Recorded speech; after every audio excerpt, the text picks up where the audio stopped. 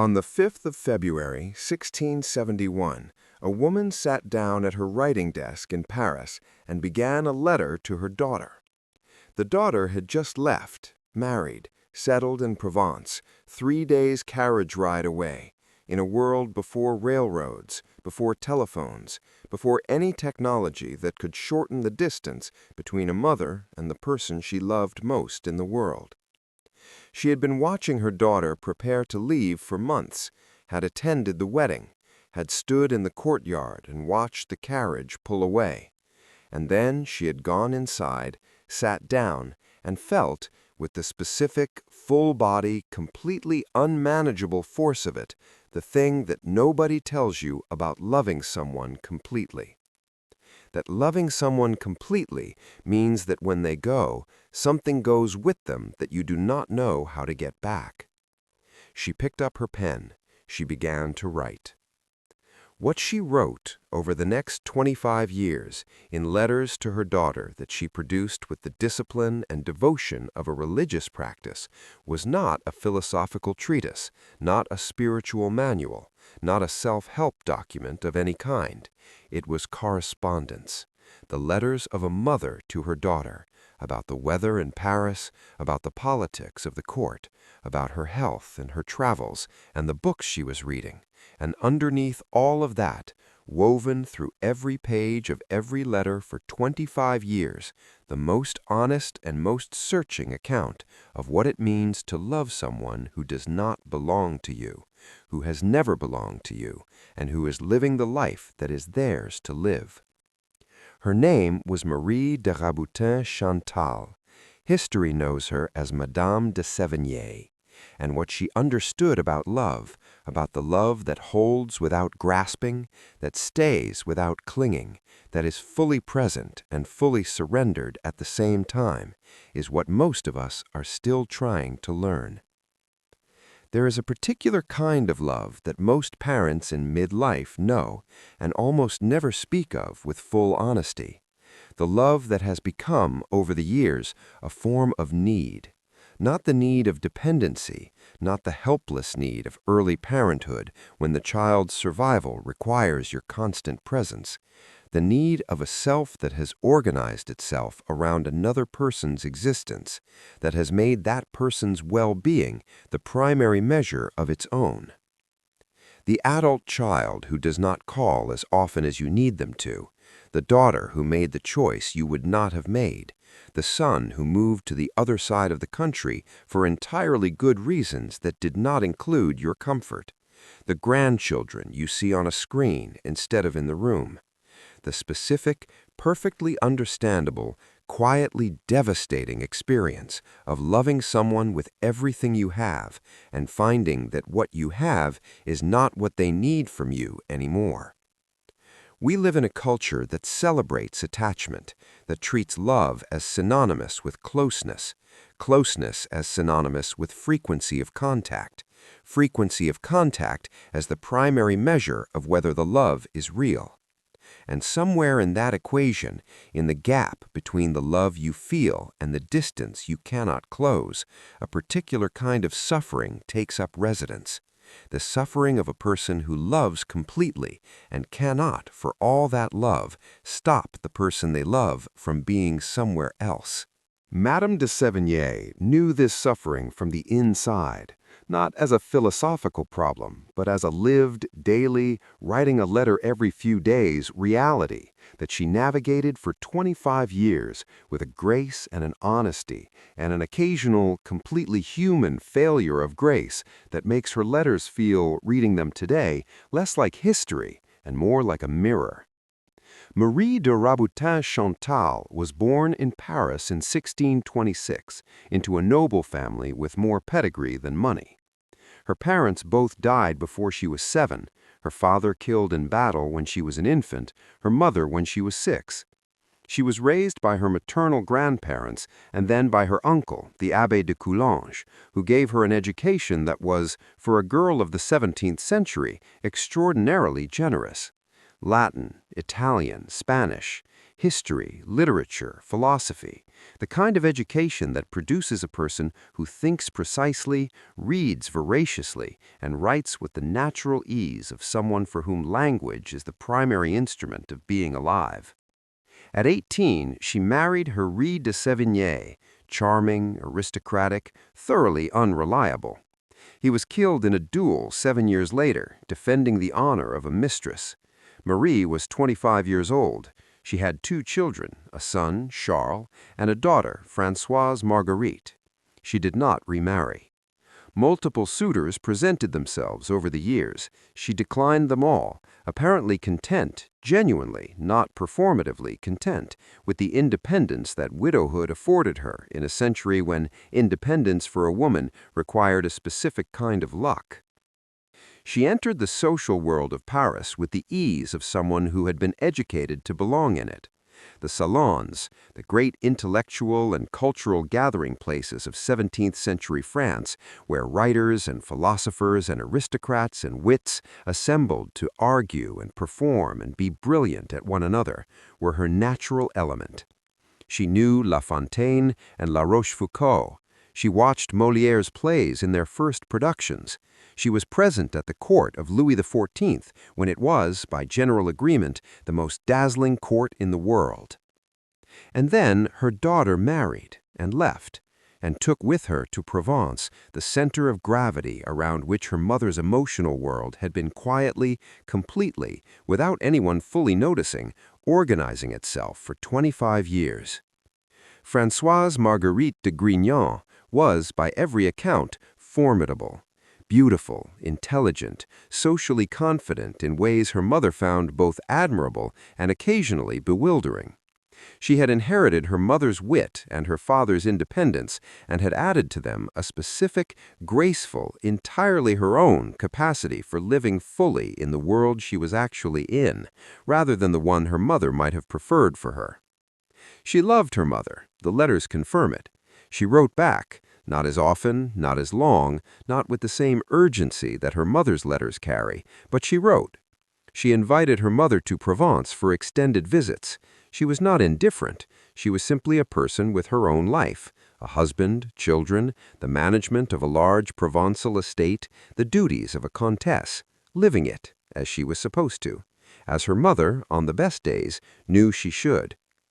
And on the other days, the days when the silence from Provence stretched longer than expected, when the letter that should have come by Thursday had not come by Monday, when the visit ended and the carriage pulled away again, and the Paris apartment was exactly as large and exactly as quiet as it had been before the visit filled it, on those days, Madame de Sévigné wrote what she actually felt with an honesty that was sometimes uncomfortable to write and is sometimes uncomfortable to read. She wrote about the pain of separation with a directness that most people reserve for their private journals, if they write it down at all.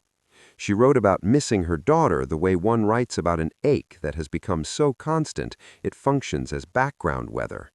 She wrote about the specific madness of loving someone more than they love you back, not because the love on the other side is absent, but because it is differently weighted, differently urgent, organized around different needs, and finding in that asymmetry not resentment, but something harder and more honest than resentment, the recognition that this is what love is, that the love worth having is the love that does not require symmetry to remain love. She died in 1696 in Provence during one of her extended visits to her daughter. She died in her daughter's house, in the room that was kept for her, in the presence of the person she had been writing toward for 25 years.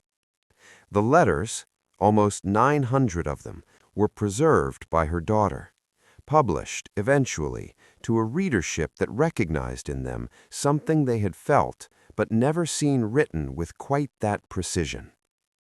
Virginia Woolf wrote that Madame de Sévigné was one of the great writers of the world, not despite the domestic subject matter, but because of it, because she had found, in the daily texture of love and loss and longing and the weather in Paris, the whole of the human condition. What is it exactly that the letters contain? because they are not a philosophy in any formal sense. They are not organized around an argument. They do not arrive at conclusions. They are 900 letters from a mother to her daughter, and their wisdom is the wisdom that comes from long immersion in a single specific difficulty, not resolved, not transcended, but inhabited with increasing grace and increasing honesty over 25 years. The first thing the letters teach is that love and need are not the same thing, and that confusing them costs both people in the relationship something they cannot get back.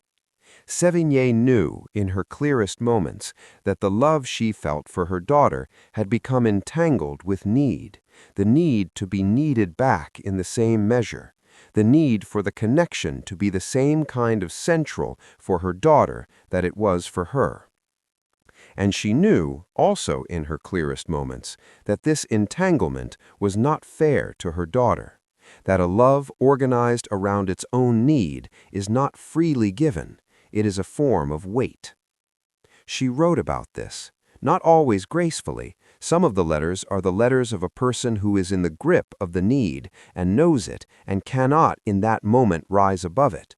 But she wrote about it, she saw it, and the seeing, the honest, unsparing, completely non-performed seeing of what her love was doing alongside what it was being, is the first thing that makes the letters feel like wisdom rather than simply correspondence. The second thing the letters teach is that the practice of loving someone who is absent is not waiting, it is writing.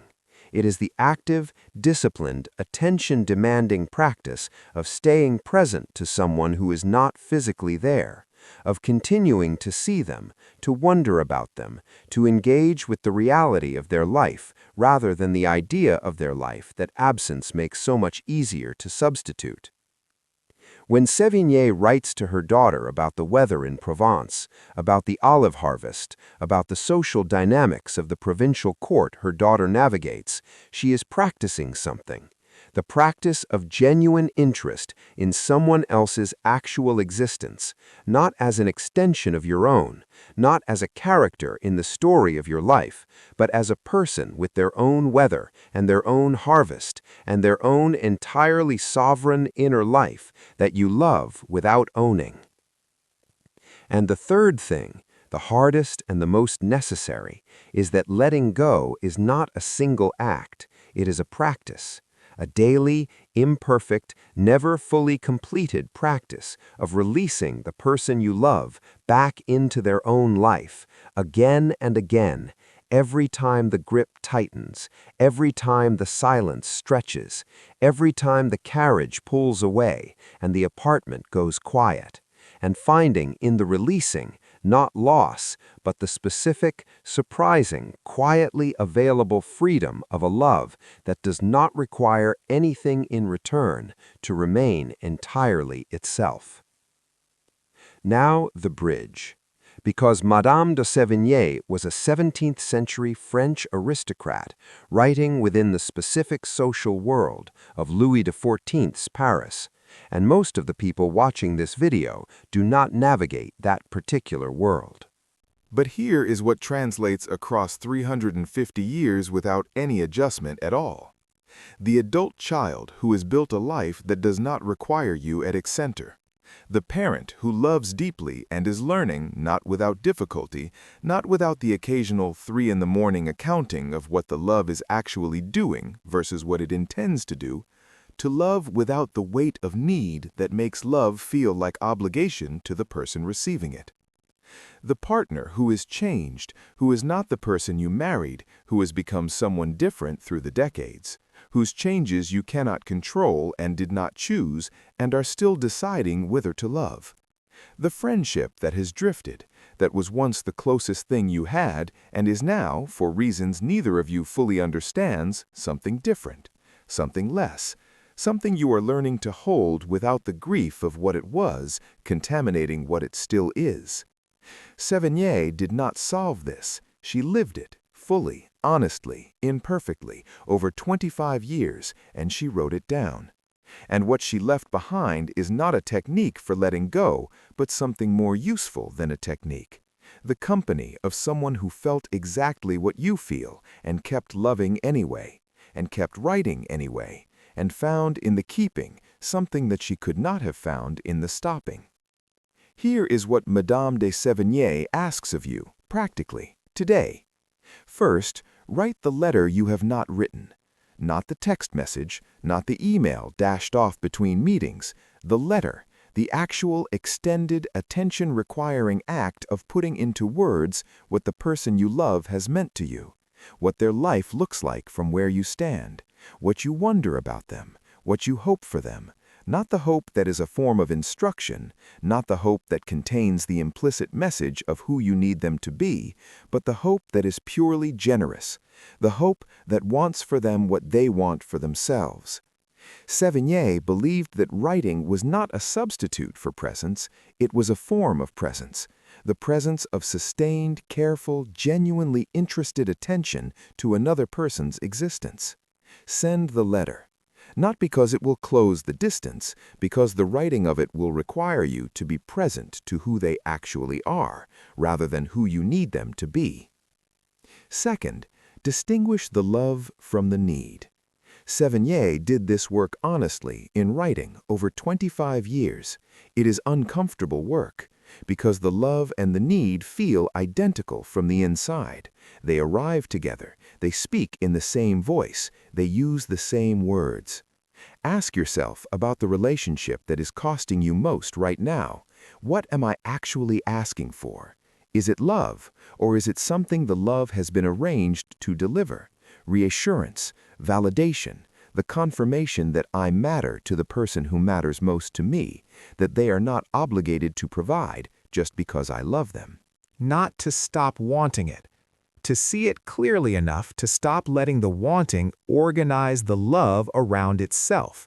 Because a love organized around need is a burden to the person carrying it and a weight on the person receiving it. Third, practice generous absence.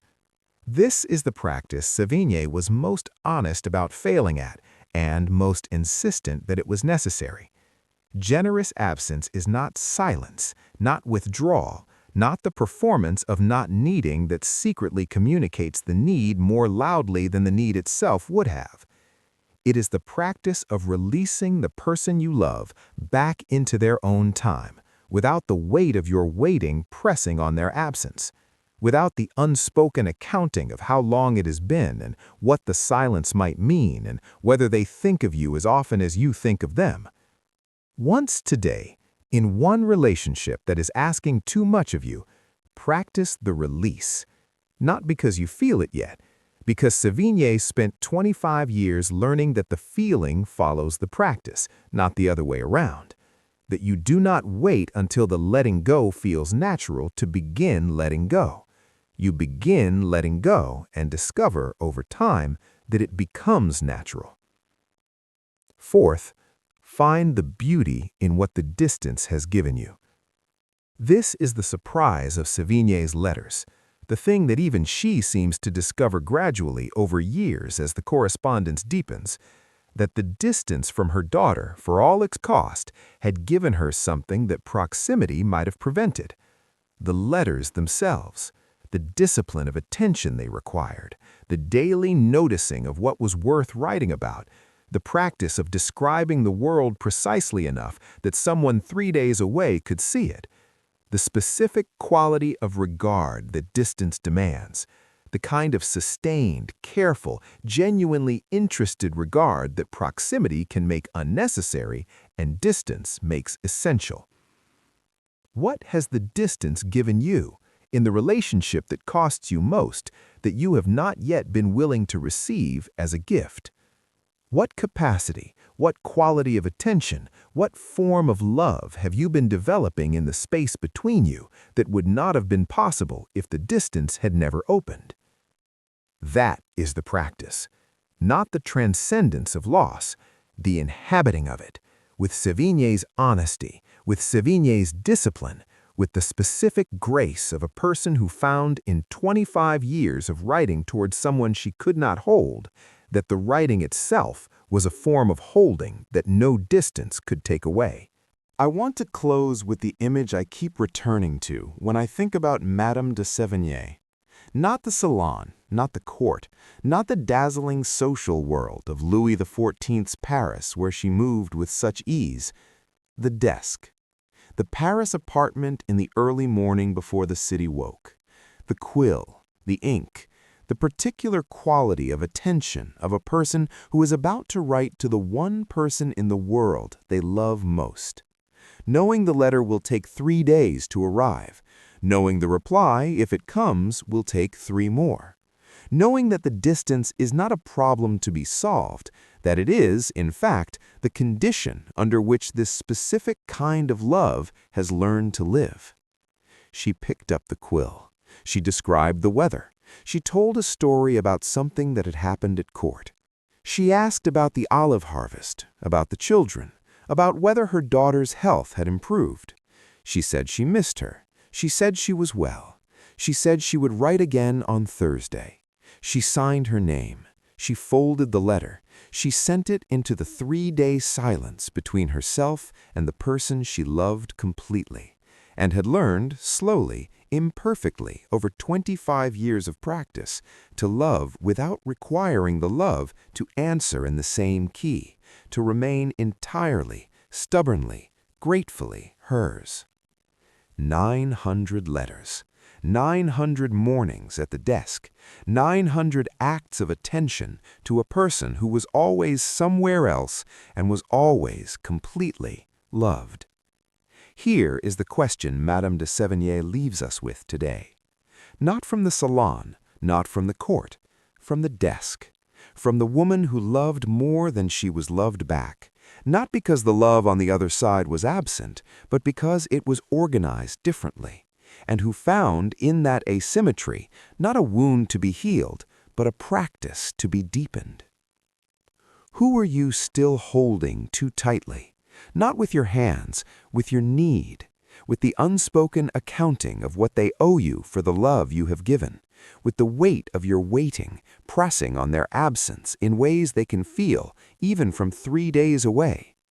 And what would it feel like to love them without that weight, to write the letter that asks for nothing and offers everything, to release them back into their own life, fully, gracefully, without the grief of what the releasing costs, and discover that the love that remains after the releasing is larger and quieter and more entirely yours than the love that needed them to stay close to survive.